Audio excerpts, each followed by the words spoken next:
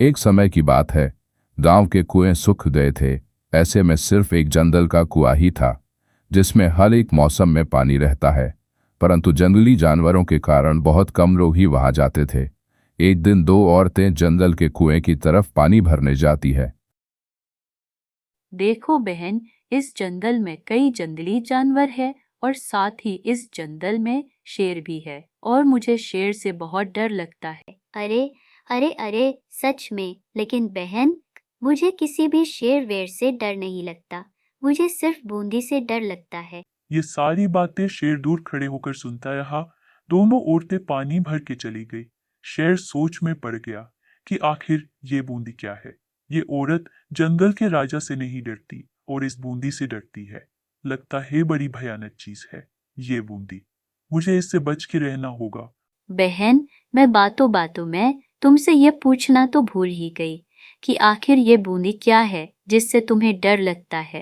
तुम्हें नहीं पता बूंदी क्या है? बारिश की बूंदों की बातें कर रही थी। मुझे उससे डर लगता है। ओह, तो ये बात है, उस बूंदी की बात कर रही थी तुम। हाँ हाँ, मैं उसी बूंदी की बात कर रही थी। बातें करते करते दोनों गांव में पहुंच गई।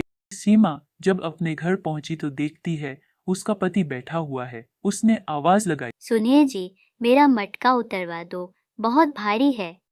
अरे जा, अपना मटका खुद ही उतार ले। मुझसे मत उलझ, बड़ी आई मुझे काम बताने वाली।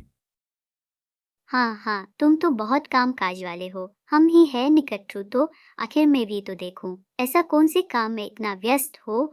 ओ, तुम तो बैठे बैठे मक्खी मार रहे हो। जरा देखो तो, इस आदमी ने बैठे बैठे 30 मक्खी मार दी है। तुम तो बड़े 30 मार खा निकले।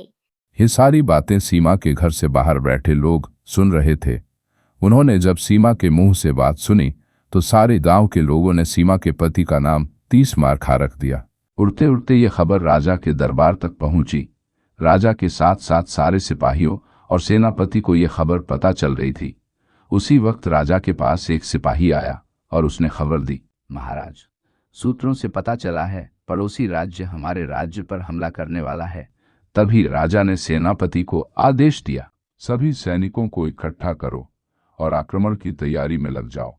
महाराज, मैं कुछ कहने की अनुमति चाहता हूँ। बात ऐसी है कि पास के गांव में एक आदमी बहुत शक्तिशाली है और लोगों ने उसका नाम 30 मार खा रखा है। हर एक गांव का बच्चा बच्चा उसे 30 मार खा के नाम से पुकारता है। क्यों ना हम उसे उच्च सेनापति बना दे, हमारा राज्य खतरे से बच जाएगा। ठीक है, 30 मार खा को बुलावा भेजा जाए। शाम का समय था। 2 सैनिक गांव में पहुंचे